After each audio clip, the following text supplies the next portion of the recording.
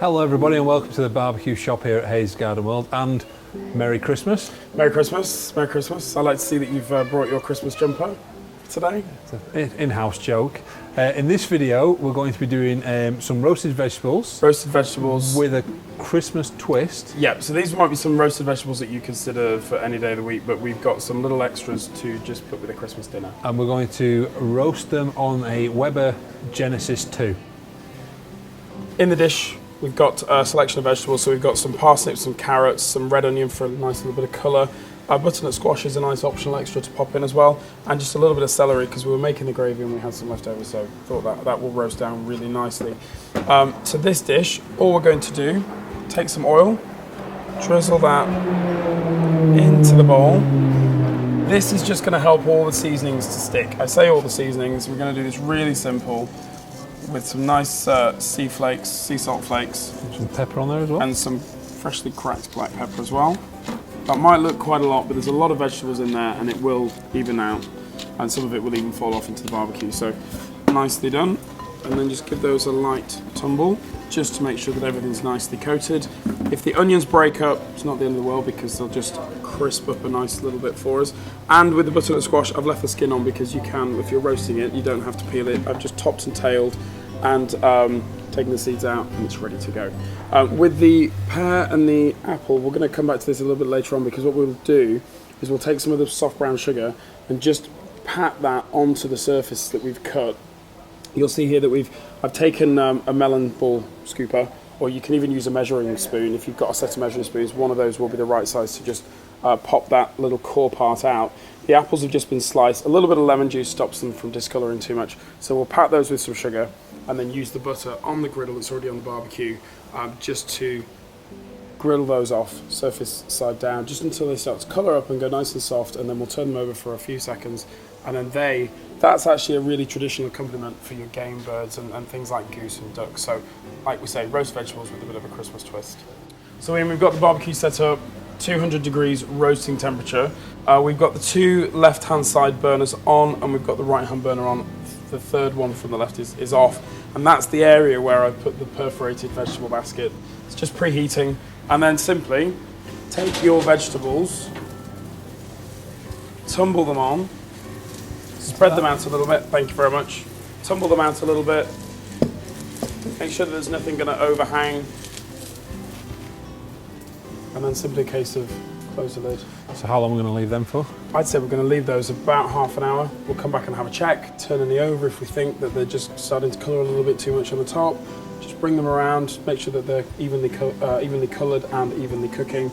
And yeah, about for half an hour, maybe 45 minutes total cooking time, but we'll check them after about half an hour. Right, let's prep the fruits. So if I can get you to move those things just over there for me. We're going to take this sugar, nice soft brown sugar, sprinkle this into a tray. And this is kind of the easiest way to do this really. If you want to grab the plate that's got the fruit on, and we will tumble those or slide them into the tray. Whole plate? Yeah. And then we're just going to tumble those, toss them around, make sure that we've got a nice coating of sugar on all sides. Might seem a little bit odd, but this kind of has a historic reference with goose, that when it used to be more of a Christmas dish, used to be served with fruits and what have you. And as we said, this is roasted vegetables with a twist. So we're going to just, these rules are kind of there to be broken sometimes. So we're going to add a few different things to the Christmas dinner this year that aren't necessarily traditional, but really, really nice little side accompaniments. So these are getting there nicely. And then we've got the butter there. If you want to just grab a knife just from underneath, and then we're ready to go to the barbecue.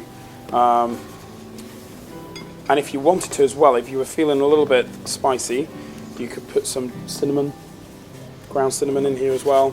Might make it a bit sweet for some people, but just depends on what floats your boat. And then just one more piece. Or if you've got any leftover cognac.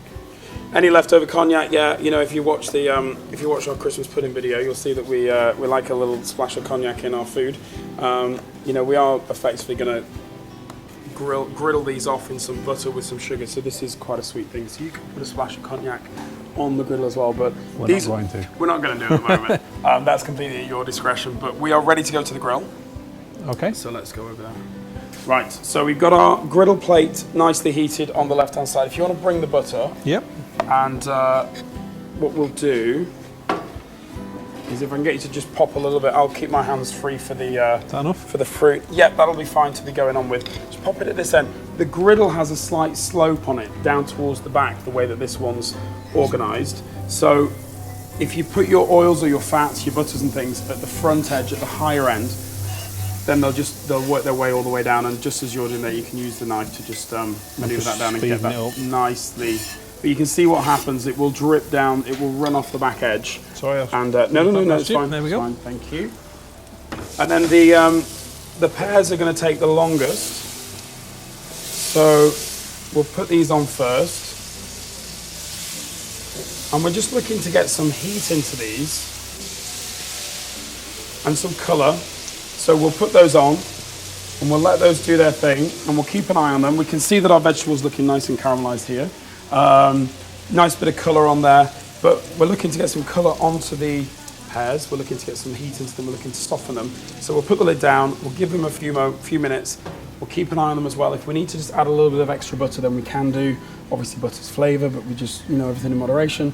And we're just going to cook those until we've got a nice golden caramelisation on the first side. Then we'll flip them over.